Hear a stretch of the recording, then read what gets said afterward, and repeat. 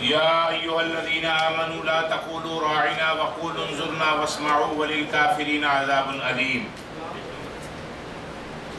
اللہ کے فضل و کرم سے آج کا سبق سورہ بقرہ کی آیت نمبر 104 سے شروع ہو رہا ہے۔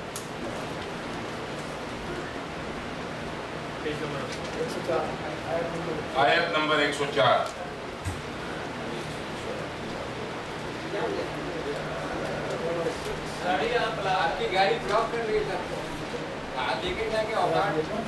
یا ایھا الذین آمنوا،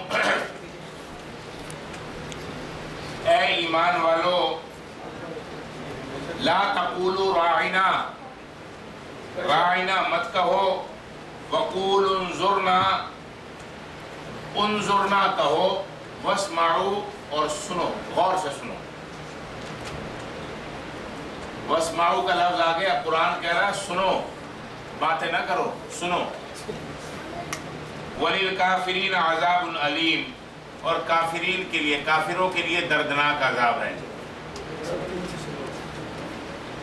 آیت کا ترجمہ پھر سن لیں۔ اللہ تعالیٰ فرماتے ہیں یا ایھا الذین آمنوا، اے ایمان والو، لا تقولوا راعنا، راعنا کا لفظ مت کہو، وقولوا انظرنا، بلکہ اس کی جگہ انظرنا کہو، واسمعوا اور سنو، وَلِلْكَافِرِينَ عَذَابٌ عَلِيمٌ، کافروں کے لیے دردناک عذاب ہے۔ نبی علیہ السلام جب تقریر فرماتے یا خطبہ دیتے تو بعض اوقات نبوت کی فصاحت و بلاغت کے جوش میں ایسے الفاظ آ جاتے تھے کہ جس کو عام لوگ نہیں سمجھ پاتے تھے، یا کوئی لفظ صحابہ کرام کے سننے سے رہ جاتا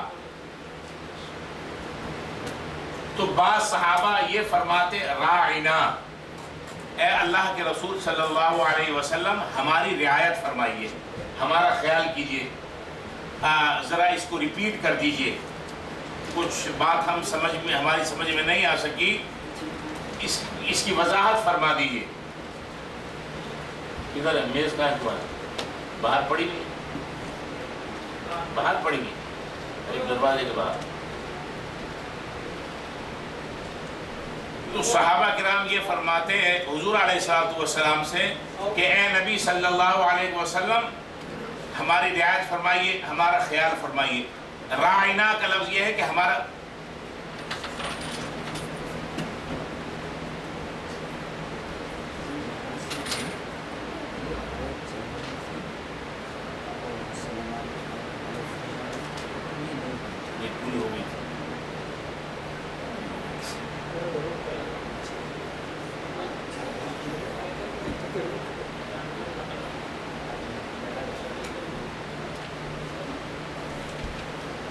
صحابہ فرماتے راعنا یا رسول اللہ، اے اللہ کے رسول ہماری رعایت فرمائیے۔ یہ راعنا کا لفظ کا مطلب یہ ہماری رعایت فرمائیے، ہمارا خیال کیجیے، اور یہی لفظ راعیہ یا رعا سے اس کا مطلب یہ ہے، راعی اس سے جو لفظ نکلتا ہے چرواہے کو بھی کہتے ہیں۔ چرواہے کو، بھیڑ بکریوں کے چرواہے کو عام طور پہ کم فہم اور کم عقل سمجھا جاتا ہے، اور راعینا کا لفظ جو ہے یہ یہود کی زبان میں گالی اور برے الفاظ کے معنی میں بھی استعمال ہوتا ہے۔ صحابہ کرام تو یہ کہتے راعینا، ہمارا خیال کیجئے، ہماری رعایت فرمائیے۔ وہ ذرا یہود اور منافقین لفظ کو تھوڑا سا زبان کو ٹویسٹ کر کے راعینا کہتے، اے ہمارے چرواہے، یا رعونت سے اس کا ایک ترجمہ احمق کا بھی نکلتا ہے۔ نعوذ باللہ، نبی پاک صلی اللہ علیہ وسلم کو بے وقوف یا احمق جیسے الفاظ استعمال کر، زبان کو ٹویسٹ کر کے اور اپنی دانش میں خود کو بہت اسمارٹ سمجھتے ہوئے۔ یعنی راعینا اگر لفظ کہیں تھوڑا سا عین کو کھینچ کے تو اس کا مطلب یہ ہوتا ہے اے ہمارے چرواہے، یا دوسرا مطلب یہ ہے کہ اے ہم میں سے ہمارے درمیان بے وقوف شخص. تو آپ اس بات سے اندازہ لگائیے جو ہم یہاں پر سبق پڑھتے ہیں ٹیوزڈے اور تھرسڈے کو، اور جب یہ کہا جاتا ہے کہ اس کو کھینچو یا اس کو نہیں کھینچو، زبر زیر پیش کو نہیں کھینچنا ہے، کھڑا زبر کھڑے زیر الٹا پیش کو اتنا کھینچنا ہے، اور مد کو اتنا کھینچنا ہے، اور الف زبر کے ساتھ آئے گا، واو پیش کے ساتھ آئے گا، اور یا زیر کے ساتھ آئے گی، اس کو کتنا کھینچنا ہے. تو آپ یہ دیکھیں کہ یہ قرآن کے الفاظ کی باریکیاں ہیں کہ الفاظ کہاں سے کہاں چلی جاتے ہیں. ایک لفظ کو آپ نے ذرا سا کھینچ دیا، وہ سنگولر سے پتہ چلا ڈوئل بن گیا. معروف اور مجہول کے پڑھنے میں بھی اسی طرح الفاظ کے یعنی معنی تبدیل ہوتے ہیں. راعینا، راعینا، عین یا زیر ای، ایک الف کے برابر کھینچا، معاملہ کہاں سے کہاں چلا گیا. تو صحابہ فرماتے تھے راعینا، اور وہ عین کو تھوڑا سا کھینچ دیتے تھے. اللہ کے نبی صلی اللہ علیہ وسلم کی توہین اور بے ادبی کا پہلو اس سے نکلتا تھا. اللہ تبارک و تعالی نے صحابہ کرام کو مخاطب کرتے ہوئے کہا کہ تم یہ لفظ، اس کا راعینا لفظ کا استعمال ہی چھوڑ دو. یہ لفظ ہی اپنے منہ سے، صحابہ تو نیک نیتی کے ساتھ اچھے الفاظ کے ساتھ اس لفظ کو ادا کرتے تھے، لیکن اللہ کے نبی صلی اللہ علیہ وسلم کی عظمت کا اور حرمت کا اور آپ کے پاس خاطر کا اتنا اللہ تبارک و تعالیٰ کو خیال ہے. اللہ تعالیٰ مومنین سے کہہ رہے ہیں تمہاری نیت صحیح ہے، تم صحیح الفاظ منہ سے نکال رہے ہو، لیکن یہ اس لفظ کو ذرا ٹویسٹ کرتے ہیں، تم یہ الفاظ اپنے منہ سے اپنی زبان سے ادا کرنا چھوڑ دو. اس کی جگہ کہو انظرنا، اے نبی برحق صلی اللہ علیہ وسلم آپ ہماری طرف نظر کرم فرمائیے، آپ رحمت للعالمین ہے، ہمارے اوپر نظر رحمت فرمائیے، ہمارا خیال فرمائیے.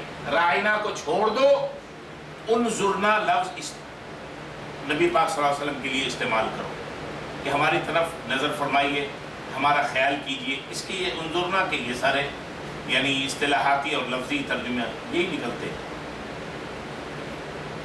ایک بات اس میں ایک پہلو اور بھی ہے، وہ یہ ہے کہ منافقین اور کفار سے یہ نہیں کہا جا رہا ہے کہ تم اپنی زبان صحیح کر لو. سمجھایا اپنوں کو جاتا ہے، اپنوں سے کہا جا رہا ہے یا ایھا الذین آمنو رائنا مت کہو، انظرنا کہو. ان سے نہیں کہا جا رہا. پتہ یہ چلا کہ توقع اچھی اور امید اچھی اور دل کی وابستگی انسان اپنوں کے ساتھ کرتا ہے، غیروں کے ساتھ نہیں کرتا. منافقین اور مشرکین اور یہود سے نہیں کہا جا رہا ہے اپنی زبان ٹھیک کر لو، اپنوں سے کہا جا رہا ہے. یہ سمجھ میں آئے بات؟ تو کتنا ہمیں ایک دوسرے کا لحاظ اور ایک دوسرے کی خاطر کرنے کی ضرورت ہے کہ وہ الفاظ. ایک پہلو اس سے یہ بھی پتہ چلتا ہے کہ روزمرہ کی زندگی میں، روزمرہ کی گفتگو میں شائستہ، شستہ، صاف ستھرے، نکھرے، بکھرے موتی کی طرح الفاظ وہ استعمال کرنی چاہیے، نہ کہ کوئی ایسے الفاظ جو زو معنی ہو. ہاں تم سکھدا ہے، اچھا تم سکھدا ہے. اب دو پہلو ہیں اس قسم کے الفاظ جن کے دو معنی اور دو پہلو نکلتے ہوں، اس کی ممانعت آئی ہے کہ ایسے الفاظ استعمال ہی نہ کرو کہ کسی کی دل شکنی ہو جائے. قرآن مجید میں اللہ تبارک و تعالی